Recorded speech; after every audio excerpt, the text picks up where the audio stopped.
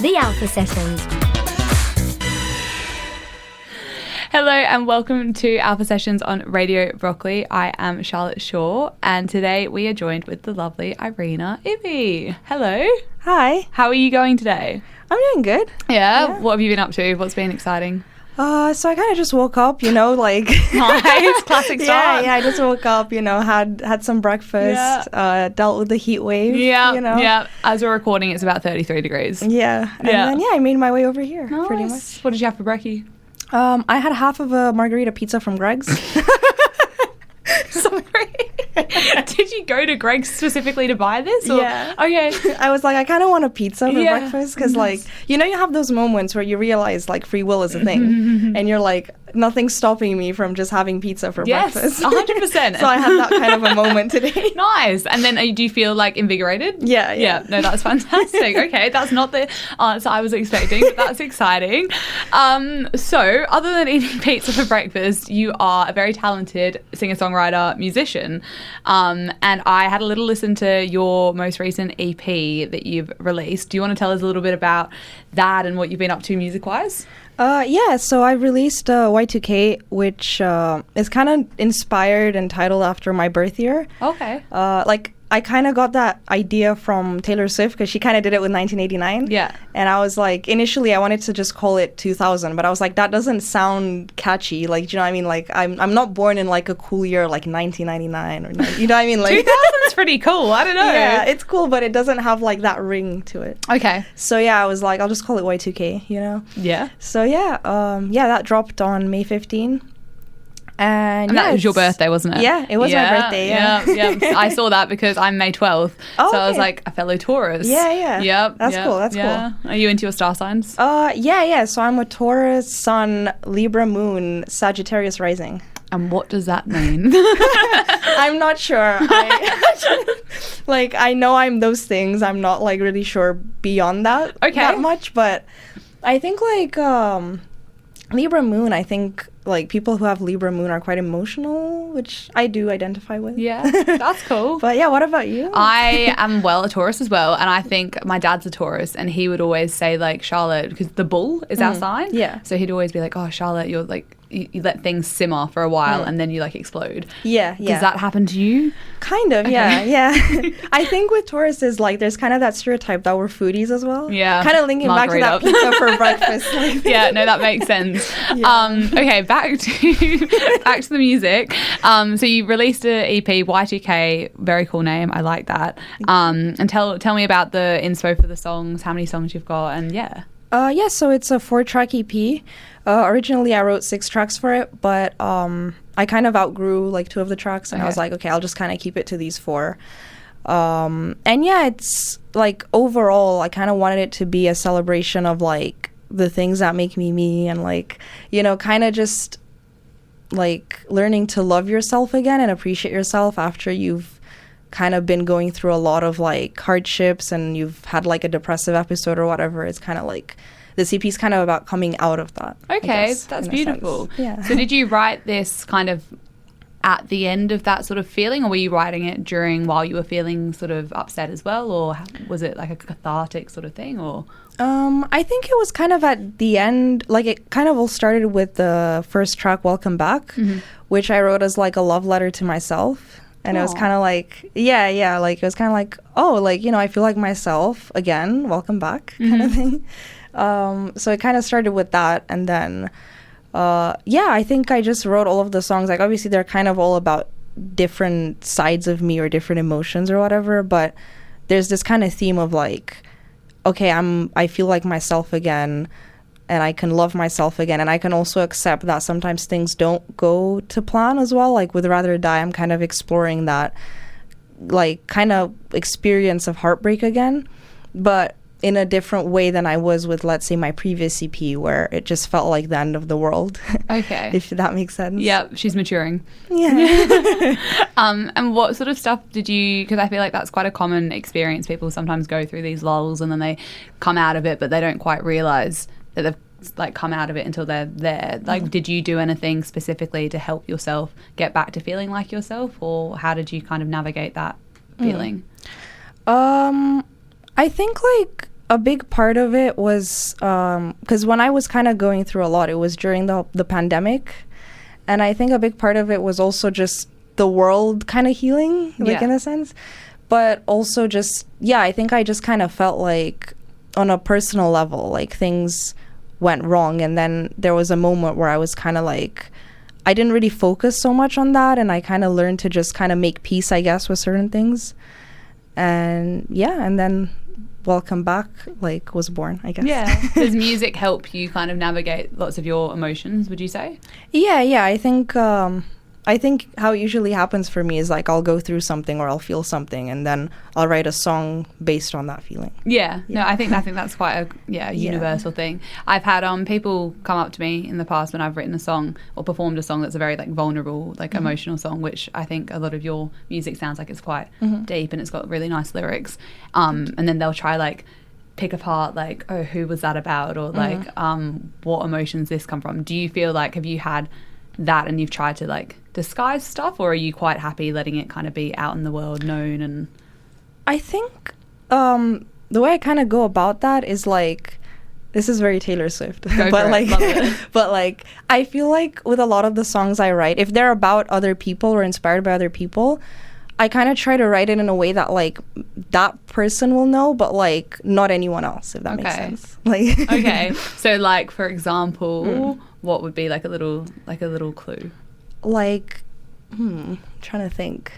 Take your time. Like with like a concrete example. I mean, okay, there's a song on my EP Blue Forever called January, and there's this line that talks about feeling bad on the 3rd day of January, and basically like, the 3rd day of January is the day that a certain person blocked me, and like they know, you know what I mean? Like they know they blocked me on that day, but no one else knows that. Yeah. I see. Yeah. No, I feel like that adds a bit of, I don't know, you kind of don't want to give all your cards away, and it also allows people to make emotions or connections with songs that aren't like do you have people come up to you and go, oh, that song really resonated with me? Yeah, that's lovely. And then one of your other songs that you sung for us today called Spicy Kids, I really like that song. I like all of your songs, but that song, I don't know, the lyrics are really cool. And I think like a bit of the meaning behind it helps understanding it. So do you want to talk us a little bit about that song and that inspiration? So basically I kind of like, I didn't grow up cool in high school or whatever, right? That whole thing. And I feel overrated. I think like growing up as well, like even in my adult life, like I always feel like, I've got my people, I've got like my world, whatever, but like sometimes I feel like I don't fit in certain groups or with certain people. And then I wrote that song kind of about that feeling of like accepting like, I'm not one of the cool kids, it's fine, I'm owning it. And like like that song's also kind of about being neurodivergent in a way as well, because like it's kind of like, okay, like, like there's all these things I go through or these emotions I experience that maybe people don't like understand, but it's fine. Like it makes me who I am, I guess. Sometimes I wish that I could reveal the mystery and take off the mask and you'd see who I am. But I'm a little quirky, not just a manic pixie, not trying to be a pick-me, it's who I am. One emotional breakdown a night, 2 new people went and left my life, 3 days since I thought of suicide. Yeah, here is what I hide inside. I'm not cool, I'm spicy, eat cake, a lot of icing, was never meant for prom queen, next day I'm gone, somewhere on an island, yeah, that is where my mind lives, cause no one understands it, and it goes on and on and on, and it goes on and on and on. I find it slightly hard to hold on to friends I have. I get told that I'm too much and I never trust my judgment, but I find comfort in my 3 favorite childhood movies and knowing that one day I'll be famous doing what I love. One of these days maybe I'll find too much feeling leads to something bright. 3 years I've been burned out and I might get sick of holding it inside.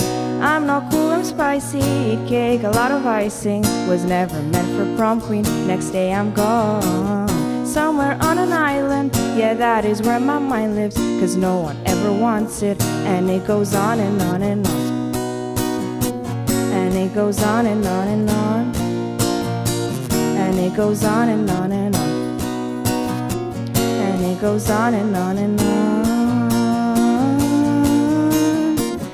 I just hope one of these days I can feel like I belong. I just hope one of these days it won't feel like a curse word. I just hope one of these days someone can love me, not in spite of who I am, but regardless. I'm not cool, I'm spicy, eat cake, a lot of icing. Was never meant for prom queen, next day I'm gone. Somewhere on an island, yeah, that is where my mind lives, 'cause no one ever wants it. And it goes on and on and on. I'm not cool, I'm spicy, communication's dicey. Big heart, but looking icy, next day I'm gone. Somewhere on an island, with my two friends just like me, 'cause they can understand me when I go on and on and on. Emotional breakdown, and I two new people went and left my life. 3 days since I stopped my suicide. For a fortune that I'm trying to find, one of these days maybe I will find. Too much feeling leads to something bright. 3 years I've been burned out and mine. Get sick of holding it inside. The Alpha Sessions. When you were growing up, did you like know that you were neurodivergent, or was No. that something that was later in adult Yeah, life? I feel like for women especially, like women with ADHD, women with autism, etc., like you don't really know until later. Yeah. Sometimes, and yeah, that's kind of been like my experience. Like this Yeah. kind of when I was an adult and I started to like go to therapy and like, I guess I slowly started to be like, oh, okay, that makes sense, you know. Yeah, no, 100%. I've got quite a few friends who have had the same experience, and they've just said it's been kind of a relief to be told this, just so that they can, I don't know, understand why things are certain things. It doesn't necessarily change it, but it's just like knowing that it's not okay, it's not something wrong with me, or it's not like, okay, no, that's lovely. Has that song like struck a chord with people like that you've heard? Or? Yeah, because a lot of like my friends are neurodivergent as well, so like I know people that I'm friends with that resonate with that song in particular, or like that song in particular. Yeah, no, that's lovely. Yeah. That's awesome. And the EP Colour, you were talking a little bit before with me about you like to associate colours with your EP. So the colour for this one, I'm assuming, is purple, pink, purple? Yeah. So how do you come up with the colours, and like what's the symbolism behind that? Okay, I kind of feel like this EP is like to kind of understand why I chose purple, I have to kind of talk about my previous EP. Yeah, go for it. The more the merrier. Tell us all. There's this EP that I released called Blue Forever.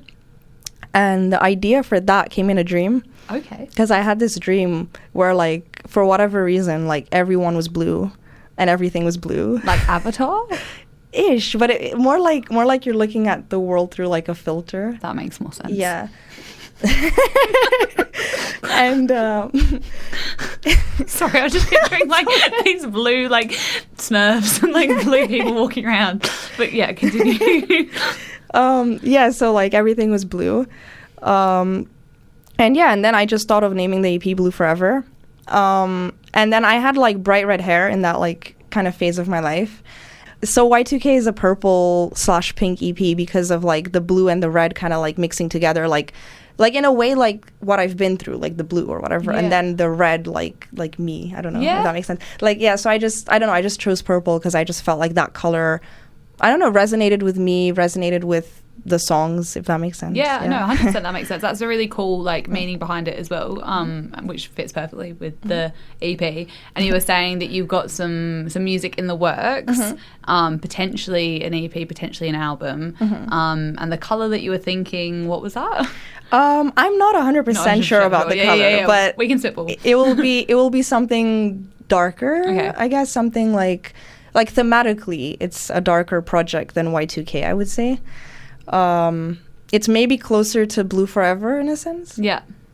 So yeah, like I'll definitely kind of, I mean, you know, sonically there's still going to be elements of what I've done on Y2K, but I think thematically and like visually, it'll just be maybe more mature, maybe like, you know, darker, and it'll kind of go back into that, like it will explore that maybe darker side of things and psychology again. Yeah, no, exciting. Yeah. Watch this space. Yeah.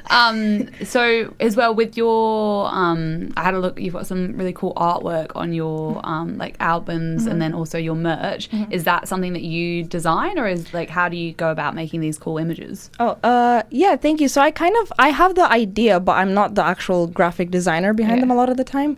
So like with the artworks, for example, for Y2K, like there's so the photos were taken by like Josh, this guy Josh Nagura. He's a photographer. He's amazing. And then they were edited by Robbie Z, who's a singer. And then the EP cover was actually I found someone on Fiverr to do that specific thing. Love a bit of outsourcing. Yeah. Yes, fantastic. And yeah, because I needed someone. I guess like I wasn't really like. I didn't really think of anyone in my network that I felt would understand the vision, to put it that way. So then I kind of like, I found someone on Fiverr and I was like, yeah, like, you know, I looked at what they've done and I was like, that's close to what I'm, let's say, imagining for the EP. And I guess I try to work with like a mix of like, you know, like friends, people I've met, people online. Yeah. Because there's so many like talented people, you know. And, collaboration. Collaboration. So speaking of collaboration, when you are a very talented musician in the sense of how many instruments do you play? I play 3. What instruments do you play? So guitar, piano/keys, and ukulele. Awesome. Yeah. Lovely. And then when you're writing a song, will you sort of like lean more towards one or the other, or is it very song dependent, or what's the vibe there? So I think like when I first started releasing stuff, it was a mix of like, it was very like maybe 50-50 guitar and piano. I think now I've kind of moved more to like guitar-based songs just because genre-wise I've moved more to like, you know, rock, I guess, pop rock, alternative rock. And also because here in London, I don't actually have a piano. That's so understandable. They're not the easiest thing to come by. Yeah. So like I've got a guitar, so then a lot of my songs just end up being guitar-based songs. Okay. And then when you go to producing and recording, will you then like work with a producer who then includes all these other elements that you have kind of visualized, or is that kind of their ideas, or how does that process work? I think it's very collaborative. I think like I usually take like, you know, a very rough demo to a producer, like just me and my guitar or me and my piano or whatever, and then we'll kind of have a chat about it, and you know, I'll have an idea maybe of like what I want it to sound like, but then I'm very open to kind of like taking in what my producer thinks as well, and then I mean it just becomes a bit of a collaborative process, I guess. When I first saw you, I didn't think we would get on for more than just hello. I guess last night you proved me wrong.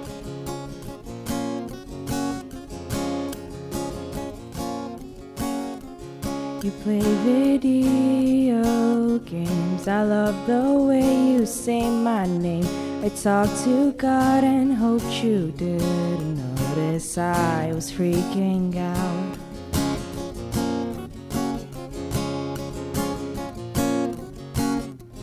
Cause you made me let down my walls so easily. I'm kinda pessimistic, but you're kinda cool and sweet. Go on and keep ticking all my boxes. I'll be counting roses. Never thought I'd like someone again. And I like you. And I like you.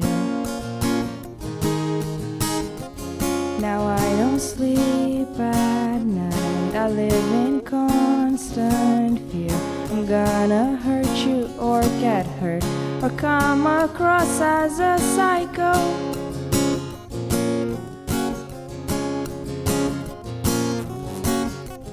Cause you made me rethink my life and try to dream of turn into a version of myself. I thought I killed going and keep ticking all my boxes. I'll be counting roses. Never thought I'd like someone again.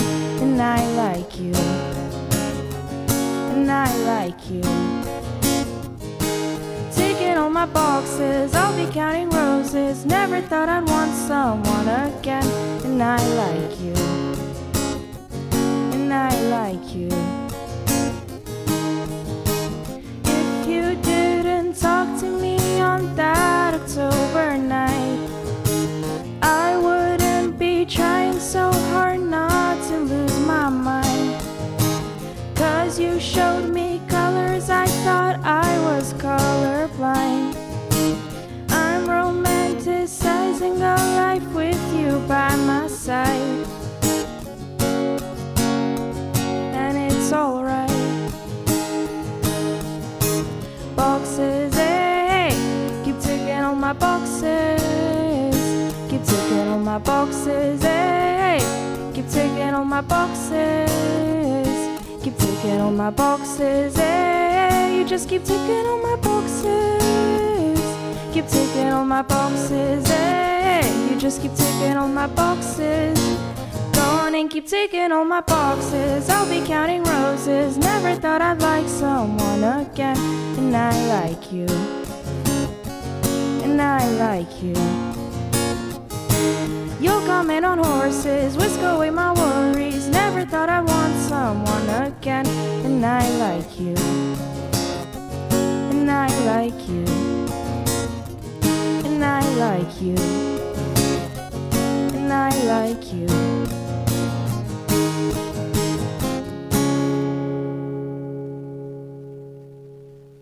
The Alpha Sessions. I read in my little research that you've written over 300 songs. So how do you then decide which songs are going to make their way into the world, and how do you whittle that down? Yeah, good question. I think with a lot of my projects, a lot of my EPs, like usually I have a lot more songs like that I'm considering. But then, yeah, I think I kind of try to like sit with them, and I'm like, which one feels like I have to release it? Like the message is important, or, you know, like this absolutely just has to be out in the world. You know, I'll kind of look at it like that. And then which songs I'm not that fussed about, I guess. Like with Blue Forever, there were, I think, 13 songs I wrote for that. Like I was going to make that into an album. Okay. But then I kind of, same thing as with Y2K, like so much time had passed that I outgrew some of those songs. So I kind of just narrowed it down with my producer, actually. I asked his opinion, and I was like, hey, like, I've got these songs. I'm not sure which ones are, like, better, you know, which ones I should release. And then we kind of, like, sat together, and yeah, and I'm really happy that I asked his opinion, because there's one song on that EP called Jonah, which I was very hesitant about releasing. How come? I wasn't sure if it was that good, I guess. Okay. I don't know. And then my producer was like, oh yeah, no, like, let's release this one. And it ended up, I think currently, like, it's the most streamed song from that EP. Wow. So yeah. The more you know. Yeah. So would you have these songs already like produced, ready to go, just need to mix and mastered? Or when you're asking the question of do I release it, is that just you and your demo stage? I think the demo stage. I think Okay. once I've actually produced it and put that effort in, I'm like, yeah, I might as well release it. Like, Yeah. it's very rare that I'll kind of reach a stage where I've produced a song and then go like, actually, I don't want to release it. Yeah. Because at that point, it's like, you know, I've put in that effort, I guess. Yeah. Okay. Yeah. Well, that's cool. I like Yeah. that. It's good to have a fresh set of ears. I think sometimes it helps. Mm-hmm. So tell us a little bit about your kind of upbringing into music, and then also like because you're not from London originally. No. So you're from. So I'm Romanian. Okay. But I was brought up in Brussels, in Belgium. Lovely. Yeah. So yeah, I mean, I guess I grew up with music around me. Like in the sense that like my dad, for example, he listens to like a lot of bands, and he's kind of, I guess, introduced me to a lot of music in that sense. Yeah. What's your sort of like favorite band or artist that he's introduced you to? I think one of them is 30 Seconds to Mars. Oh, I've heard of them. Yeah. Yeah, Cool. so that was kind of when I was like discovering like, you know, alternative rock and pop punk and that kind of side of music. And then that was one of the first bands that I got into, if I remember correctly. And yeah, my dad and my mom, they both listened to it, but I think it was my dad who introduced me to this band.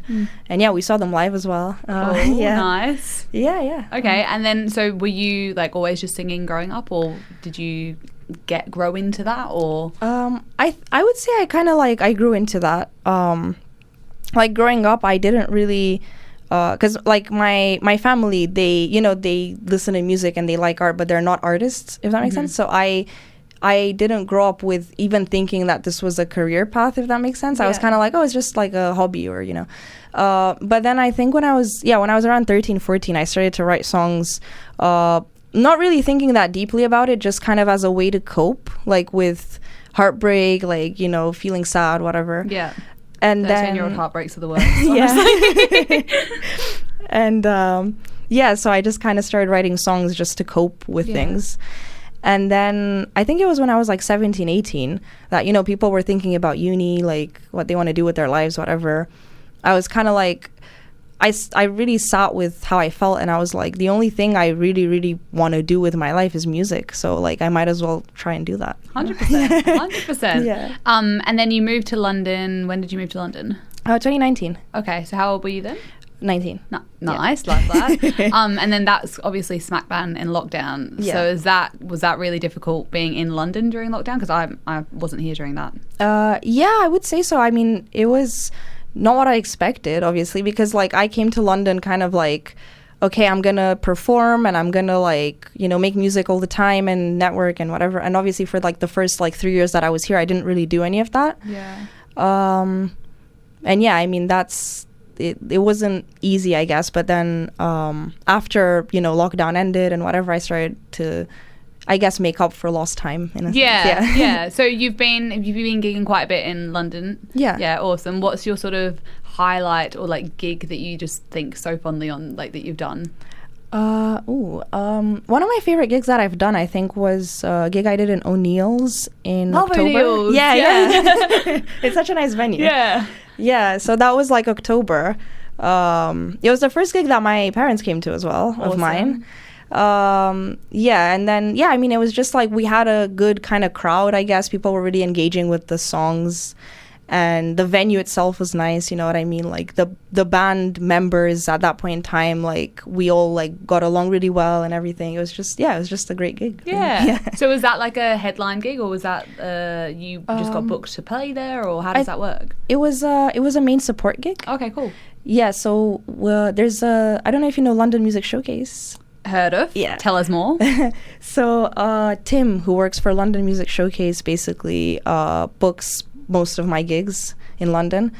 And yeah, I mean, he knew that I wanted to play at O'Neill's because I knew like the venues that he was booking for it. I was like, oh, I want to play O'Neill's. And then, yeah, he offered me the slot, and it was great.